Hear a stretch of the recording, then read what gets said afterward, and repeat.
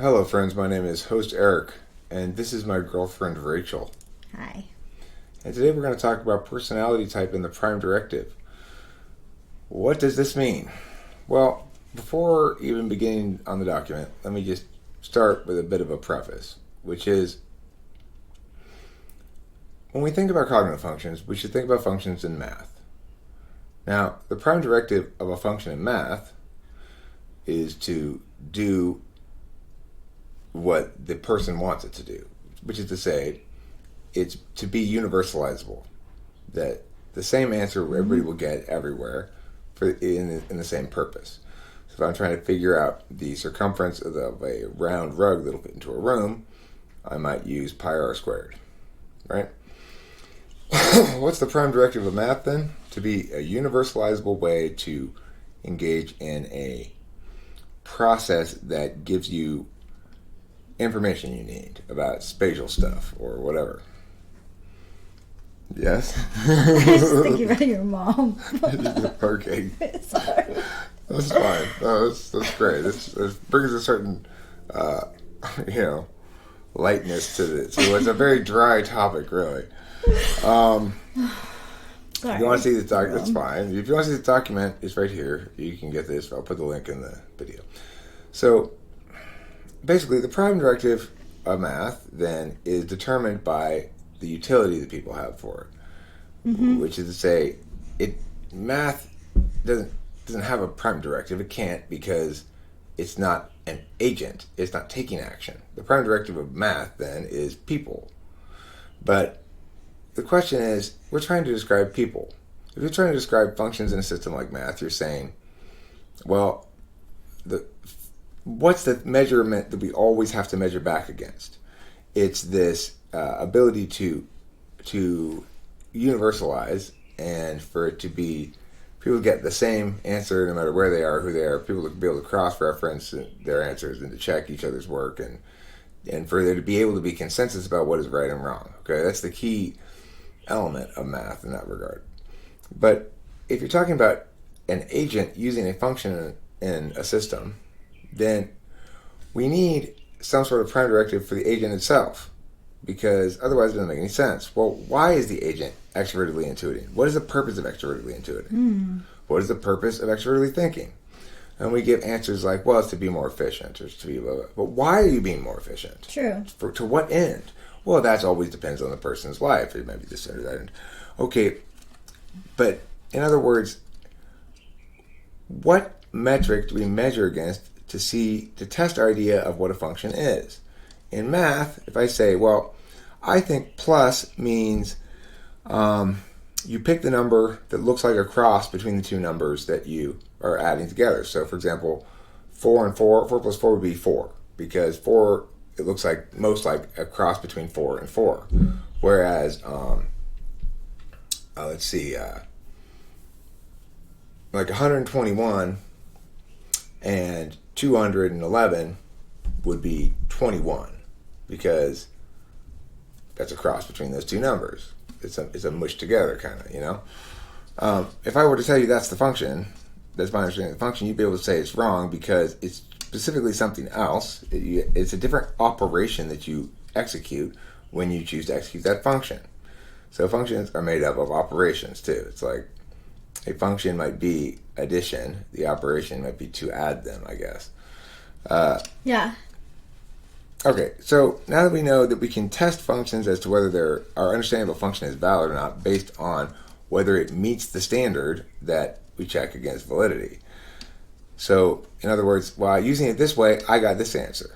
I might be able to do that in math. I might say, hey, everybody says we should solve this problem this way, but I keep trying to solve it this way. I'm told that supposedly that's not the way to do it or whatever, but it seems to work. Did I maybe find a new way to do it? It's very possible. You know, it's certainly plausible in math. You can find new ways to do things. People are solving new math kind of ideas like that all the time. So, the point of that is we need to understand cognitive functions as something that can be operationalized in the same way that math functions are. Math functions are operationalized to do something. Cognitive functions are operationalized to do something. The problem is the actual execution of a cognitive function is not necessarily, certainly is not necessarily entirely willful, because some of the attention we pay is stuff that is surprising.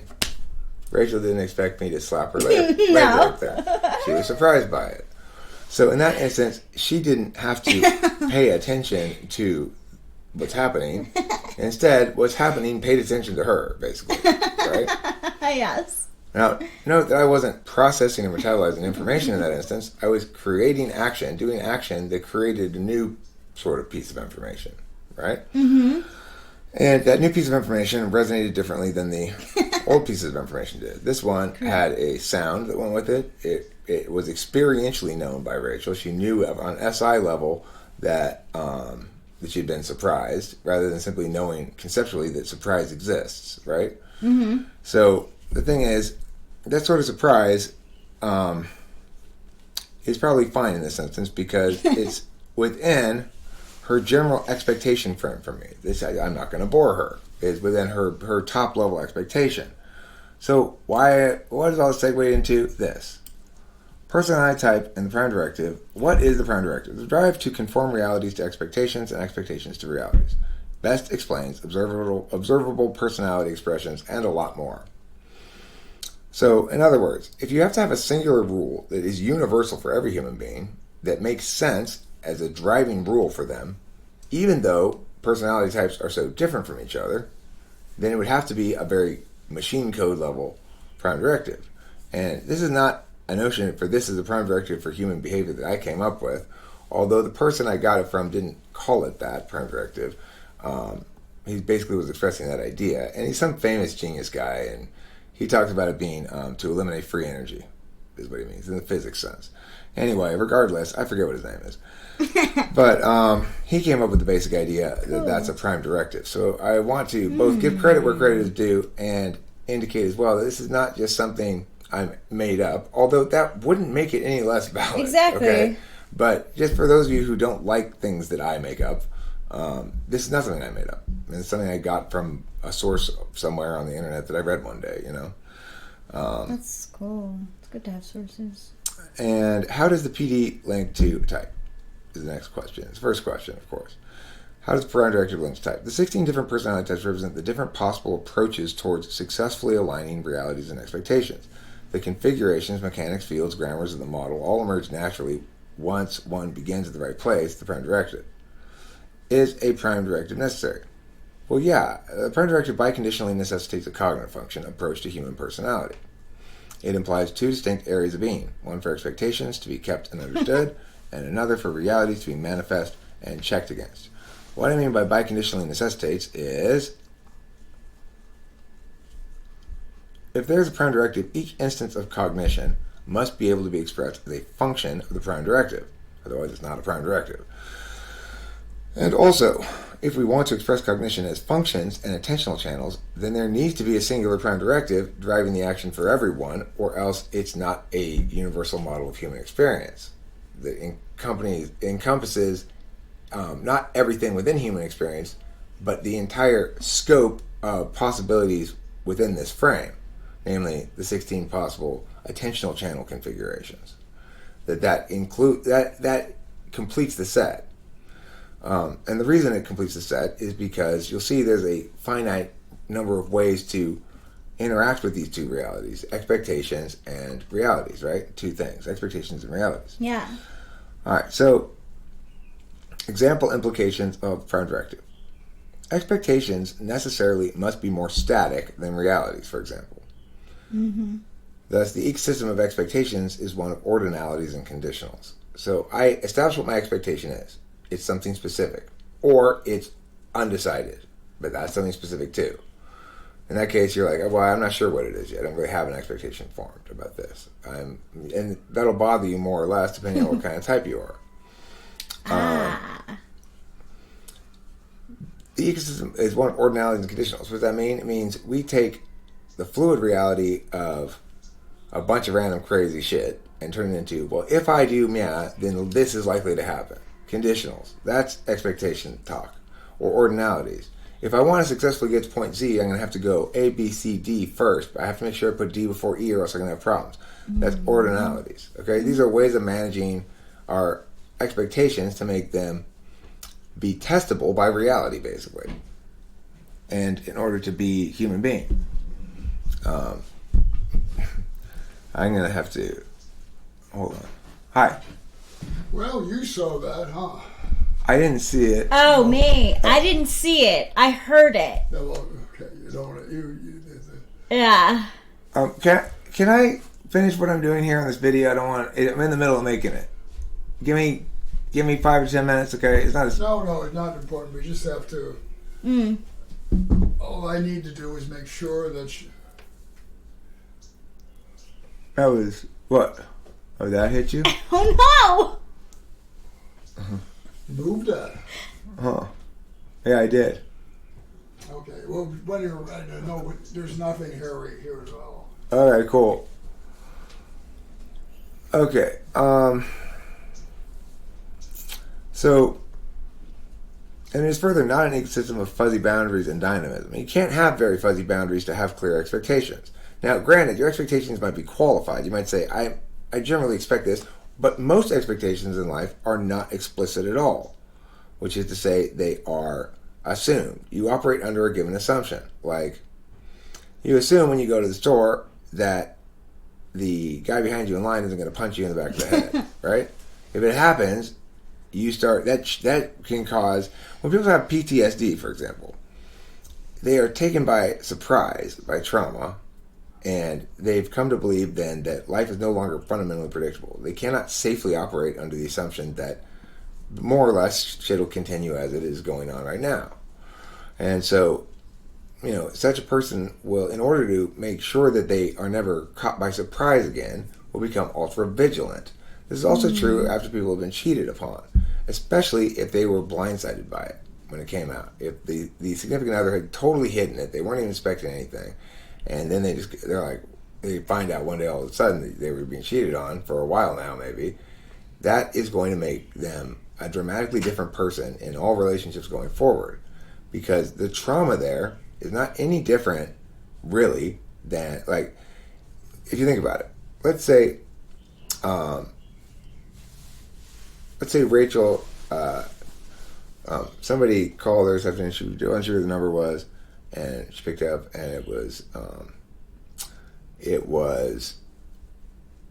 Shane Dawson, okay? And he's like, Rachel, I've been watching on Facebook. I really love you. I want you to come be with me, and stuff like that, whatever. And then Rachel's like, geez, I have a choice. And then she said, okay, well, bye. Okay, Eric, I break up with you. I gotta go. And then she bails, and she goes to sleep with Shane Dawson. And that technically is not any different, really, meaningfully, than if she, sleeps with Shane Dawson first and then breaks up with me. Except it is a big difference, because the one affects my expectations regarding a person's constancy. The other affects my expectations regarding a person's trustability. So it's like, it's not a violation of my trust for Rachel to do that. It would be, really, but it would be a violation of a different kind of trust than if she were to cheat on me. True. So it would affect my expectations differently. But regardless, because it would be very much in contradiction to everything I'm expecting and assuming going forward. Like, I'm building my life around the assumption that Shane Dawson's not going to call, or that if he does, that Rachel's going to say no, or whatever. So that would be quite a shock to the system if she were to abruptly change her mind and bail. But it would be much less of a shock to the system than if she were to cheat. Because at this point, given all of our conversations about whatever, and just generally the way we feel about each other, I've really come to believe that that's not going to happen. Like, I don't even worry, really. I worry. I still want to know who's trying to contact her and stuff, but it's not really a concern of mine. So we end up laughing about it. And if she were to end up somehow sneaking up and cheating, that would be a mindfuck beyond all measure, because, it's like, I'm, at this point in life, I'm pretty careful about that shit, and pretty attentive to checking, and pretty attentive to red flags and stuff like that. And that's true. it would change my whole being, because I had, the more assumptions you have, I mean, the more you have weight sitting on top of, the more weight you have sitting on top of your assumptions, the more traumatic it is to have your expectation that those assumptions be able to support that weight. When it doesn't, the more traumatic that is. And it can be identity changing almost, you know? Yeah. So. It is. So it implies two distinct areas of being: one for expectations to be kept and understood. Well, that's where your expectations are, and another where they're checked against, right? Yeah, exactly. Example implications. Okay. Well, I did this one already. And this. Furthermore, it must be possible for predictions to be more or less consistent with realities, and for individuals to automatically and without exception know the status of both expectation and reality. Indeed, the knowledge must be unconscious and precede all other understanding. It may additionally be conscious. So I may consciously know what my expectation is, but I'll unconsciously know it as well, for sure.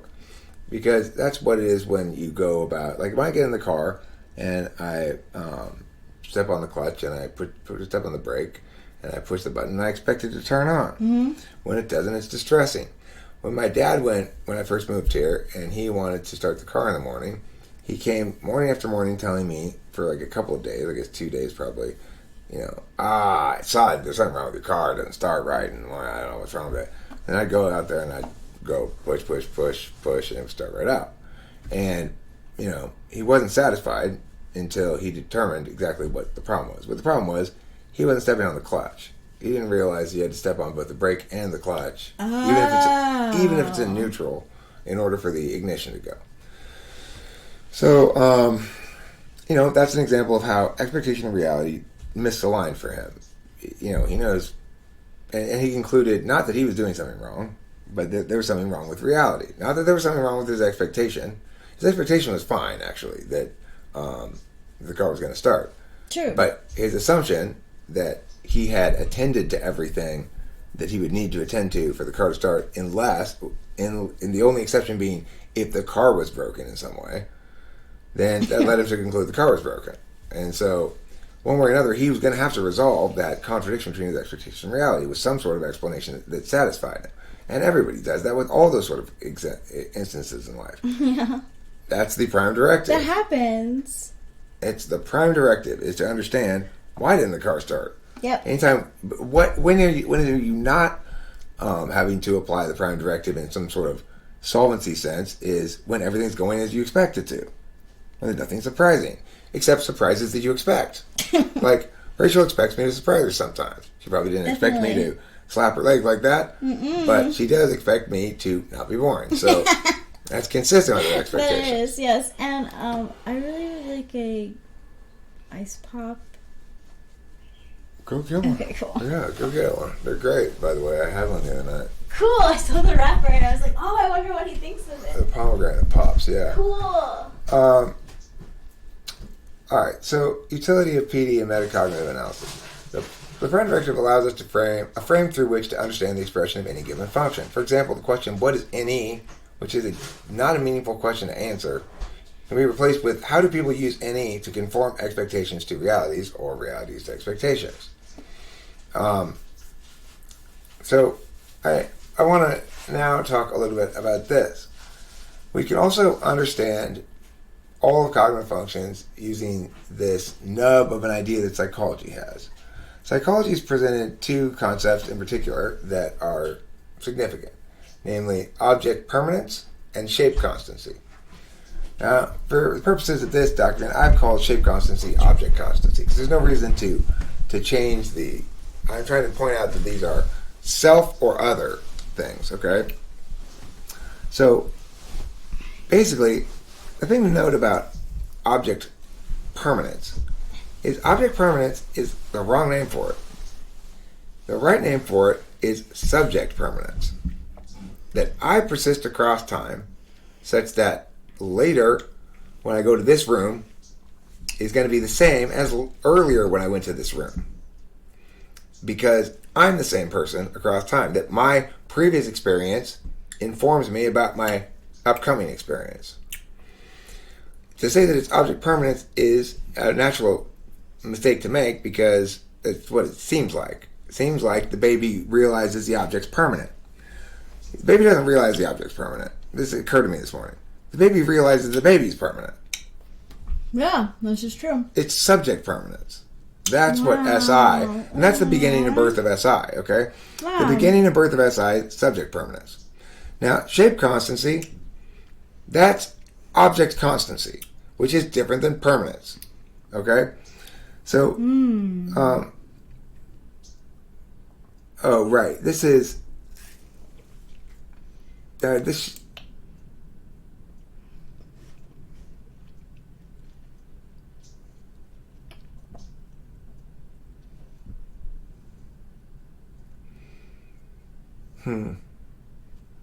where's subject permanence? I don't have it. Oh, this is subject. Sorry, this is subject permanence. This should be say subject. That's the problem.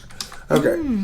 So, SI, I guess, is subject constancy, which means that the subject remains the same as the experiences proceed linearly forward.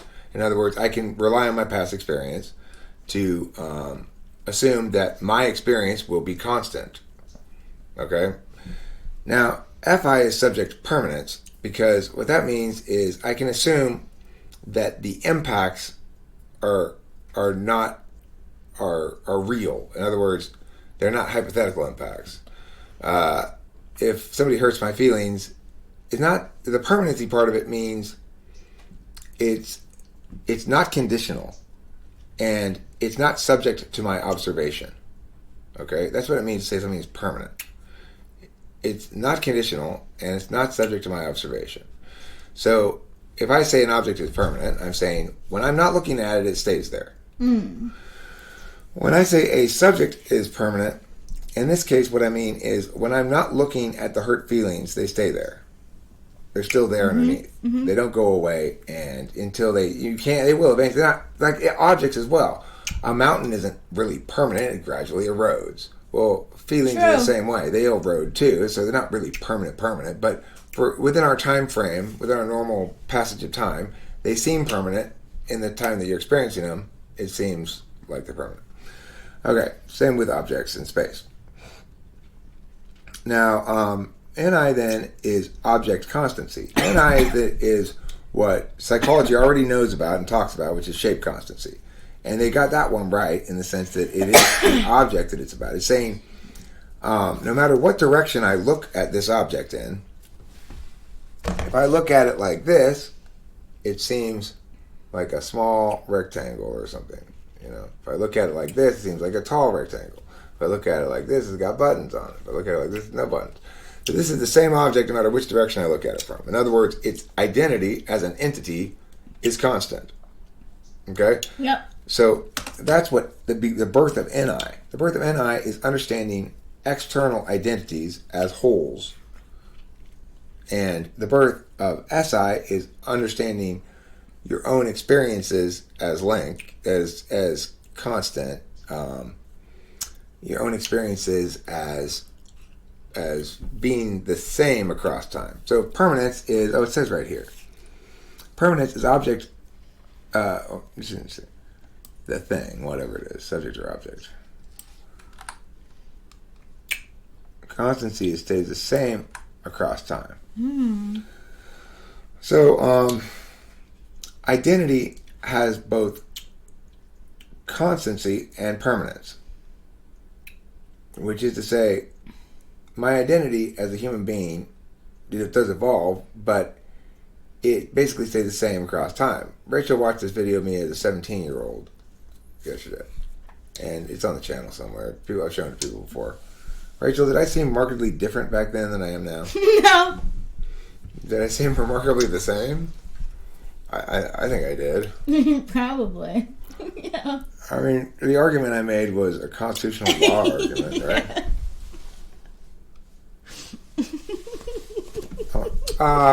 Well, basically, I think that the First Amendment of the Constitution basically guarantees freedom of assembly, and the party normally is not a place where you're going to have free assembly unless there's violence of some sort, and that's not typical for a party. So I said the law is unconstitutional and should be abolished.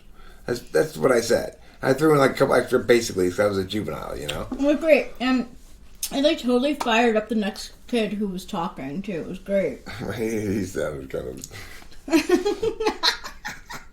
like a meathead. So, anyways, permanence persists across time, constantly stays the same across time. So, permanence implies object state of some sort, right? Including the subject, the self, is also an object. My body more or less stays the same across time. Also, from an SI perspective, linked to the same thing is my experiences stay the same across time. My memories don't really change. Now, the reality might be different from that. But that's not how an SI person perceives their own memories. They're quite certain of them. They are afforded the benefit of the doubt that they need no deliberation about, just as NI truths are. This can cause problems for both kinds of knowers because sometimes SI and NI are both wrong. SI memories are mistaken. People remember things wrong. NI intuition is wrong sometimes. They've picked up on, they're taking these clues and can distill the wrong conclusion. Yes. So, Definitely. That's just reality. Okay, stasis means these are about things that either act upon or interface with systems, or static or dynamic in their assumptions. So if something says stasis, what that means is it assumes the system only evolves when the self observes it. In other words, when I'm going to put away this, like a video game is a perfect example. Like a video game that you're playing locally, a person local on your local drive, no internet connection, okay? And you start getting this far into this level, and then you stop and you save the game. And when you return, you'll pick up where you left off. That is a static system by my definition here and by my understanding of the systems. In this document, that's what it means, okay? A dynamic system is one like an MMO. Like World of Warcraft, is kind of static, kind of dynamic. It's static in the sense that, from your perspective, your character nothing happens to your character while you're gone. But it's dynamic in that things happen to other people's characters while you're gone, and to the world while you're gone. And then reality is kind of like an massively MMORPG. What is that? Massively multiplayer online role-playing game. Nice, babe. Thanks. So one of those, it's kind of like life in that we correctly assume our own metaphysical plane doesn't change unless we're paying attention to it. So my thoughts about what Julie thinks about Steve don't change until I direct more attention to my thoughts about what Julie thinks about Steve. Now, if I don't hear any more news about Julie and Steve, I might not return to that issue for quite some time. Let's say weeks from now, the subject of Julie and Steve comes up. I'm going to be right back where I left off with my thoughts of Julie and Steve. I might need to update them dramatically. I might additionally have this knowledge that I need to update them dramatically. But regardless, I'll be right where I was with my thoughts where I left off 3 weeks ago. Because it's a static system in that regard. Whereas dynamic systems expect things to change. Yada, yada. Okay, so NE then is subject stasis. And so is SE. These are in their respective dimensions. So subject stasis in the metaphysical dimension is extroverted intuition. In other words, it's from the angle of the subject, and the expectations you have are that the system you're dealing with remains static so that you can act upon it after you've deliberated, because NE is always paired with the deliberation function. Now, TI is object permanence on the metaphysical level. FE is subject dynamism on the expectation level. Okay? Yeah. So, in other words, this expects other agents and yourself, that to be dynamic systems, social systems to be dynamic, and for you to have to engage in them responsively or adaptively or interactively. Whereas NE assumes the flow is static. The set of words you're dealing with doesn't really change, and as you add new words onto it, those become the new words, sort of linearly. It makes a lot of assumptions that aren't really the case about the flow. It assumes basically everybody has access to and is accessing the same sets of information, all of which are false. That's any TI does anyway. Okay. So then I'll pause it in a second to let you speak because I just want to finish off these. So object constancy in metaphysical world, Ni. Subject dynamism, metaphysical world, Fe. Subject stasis, physical world, Se. That means it assumes the system's static. When I dig a hole, that the hole is going to stay there, and then when I come back tomorrow and start digging more hole, it's going to be the same. It's not going to fill itself back in. Mm-hmm. Object dynamism, which is, this should be,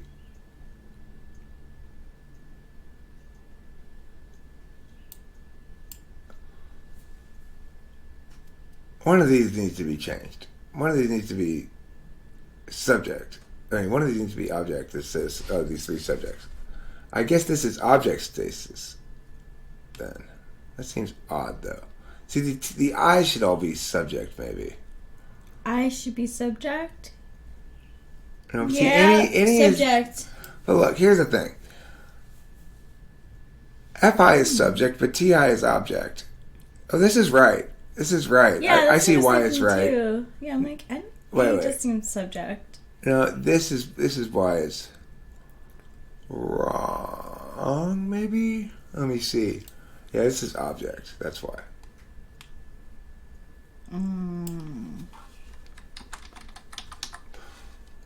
Okay, so there should be object dynamism because it's assuming the system of social stuff is external to you primarily. Okay, and it's assuming that the objects in the system are, and the grammar of the system of objects in which you're interfacing is dynamic. In other words, you're dealing with other agents, not with objects. Okay, basically, this assumes you're dealing only with objects. Okay, and not with other agents. It makes you the subject of most of the action. This makes objects on the flow the object. These are actual objects. This makes objects on the flow constant. They're actual objects. This, I guess it should be like this. Agent. This is the problem. This is where I get bungled with these ideas sometimes. We're trying to figure out this third level of distinction, which is locutionary and illocutionary. It should be. See, it's the sub. This needs to be subject because this is. What are you looking at?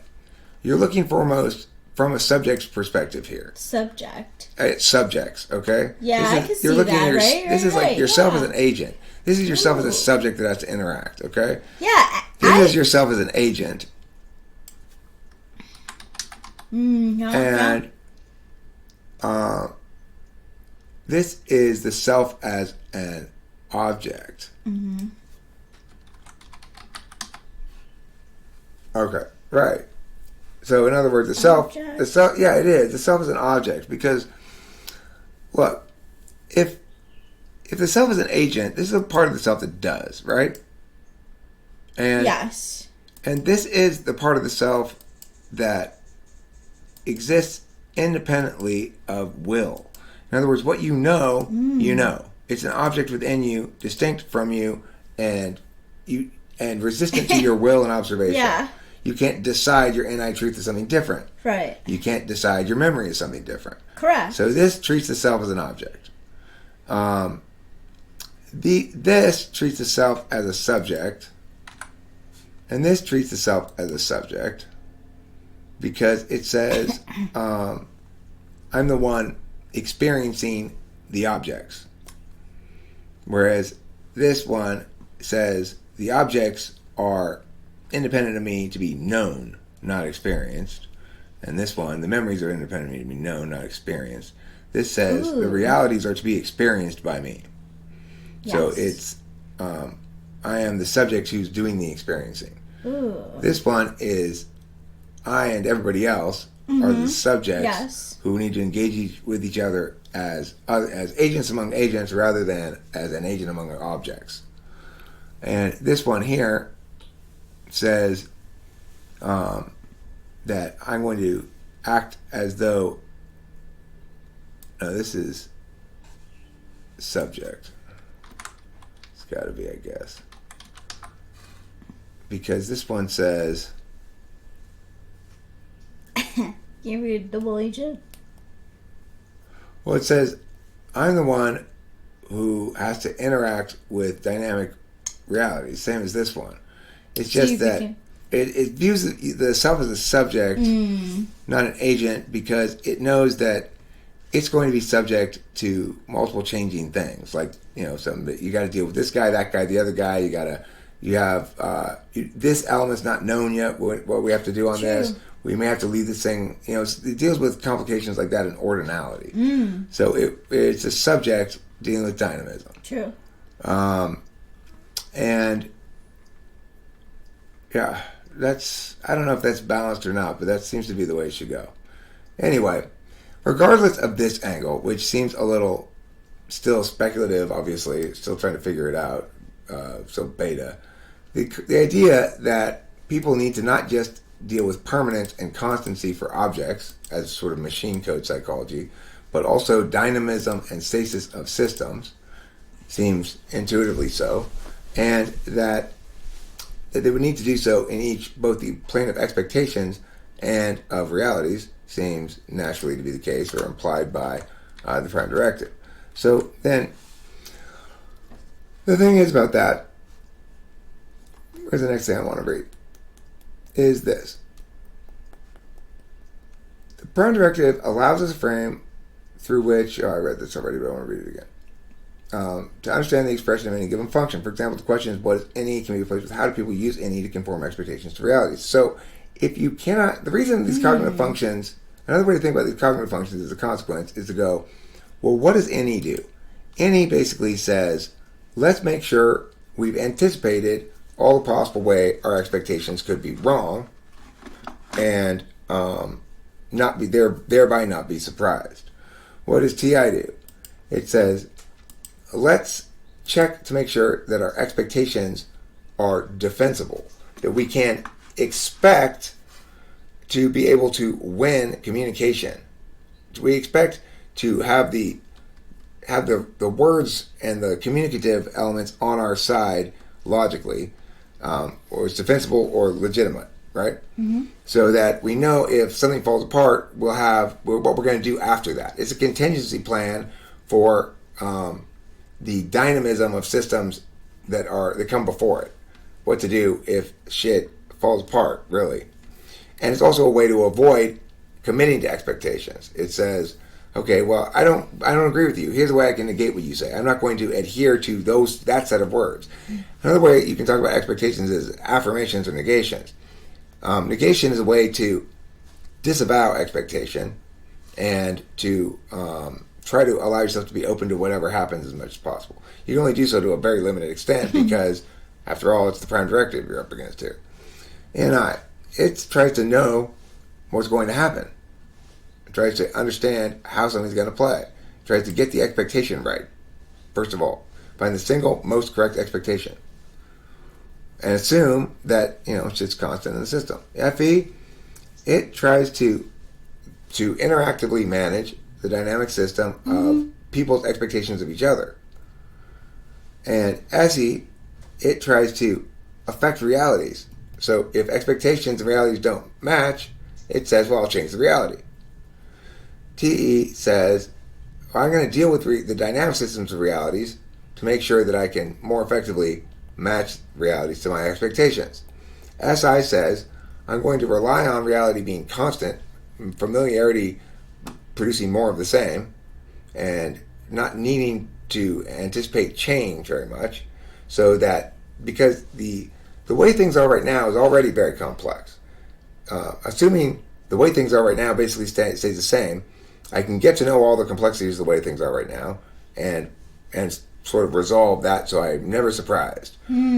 Except, of course, the way things are right now does change, and that's where NE comes in. But what if the way that things are right now changes? So it's like, if you're going to be this sort of constancy approach, like, okay, I'm going to assume everything's going to stay the same, basically, and I'm going to get it all down eventually. I just get familiar with everything until I'm familiar with everything, and all my memories align with what my current experiences are, and everything proceeds as to be expected like that. Well, then it's going to fail you on an expectation level, on an expectation reality confirmation level, unless you're seeking someone who provides you more expectations, or you're seeking the provision of more challenging of your expectations in NE. So the person who says, well, what if you didn't expect this? What if you didn't expect this? What if you didn't expect this? That's what an SI DOM is looking for, seeking. Why is the seeking function the seeking function? Because what's that person needing most to make sure they can not be unable to manage expectations and realities confirmation? Extroverted intuition. FI. This person is experiencing the realities and weighing them according to their expectations. So it's like, Julie broke up with me.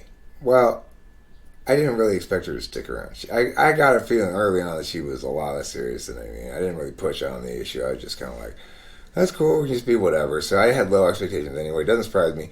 Not going to bother me very much. I probably never would have gotten to really like Julie in the first place. If my expectations were set up properly in the first place, I wouldn't have gotten there emotionally.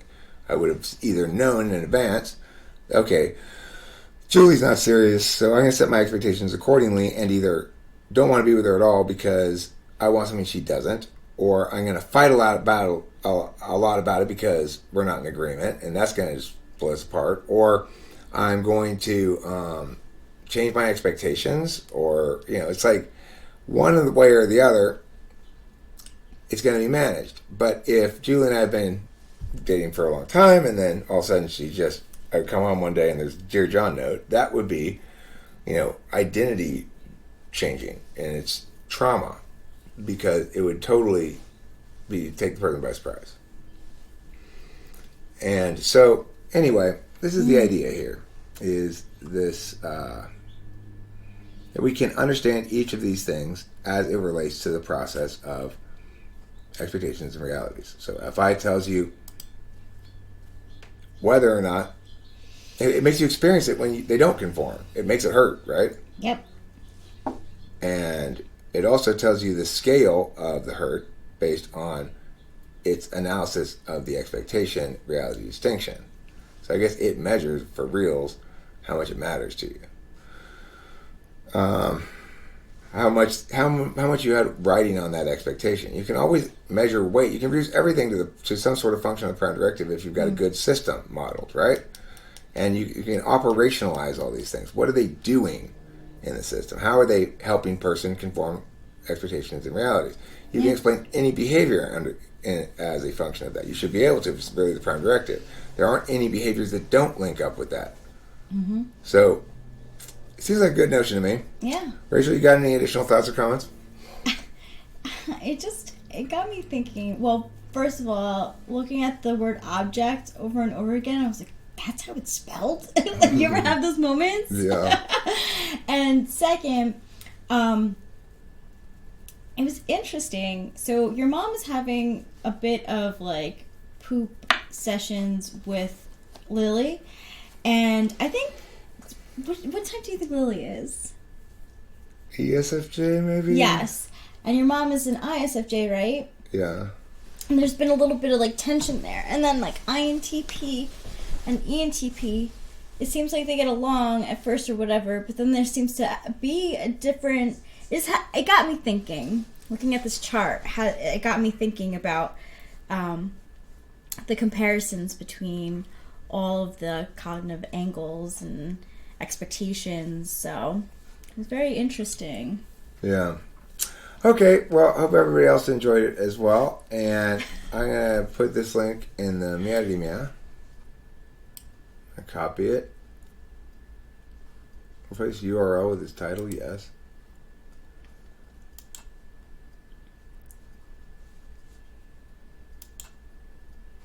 Oh, never mind. Well, whatever. I think I already have it saved. So anyway, that's it for this video. Thanks for watching. Don't forget, I do professional typings. If you really would like to get one done, probably a good idea to text me or call me or something. 909-720-2261, at least for the immediate future. And You can also email me at my name, Eric Strauss, backwards at gmail.com, which is Suartscire, SSUARTSCIRE at gmail.com. But my email checking is intermittent at best. That is true. So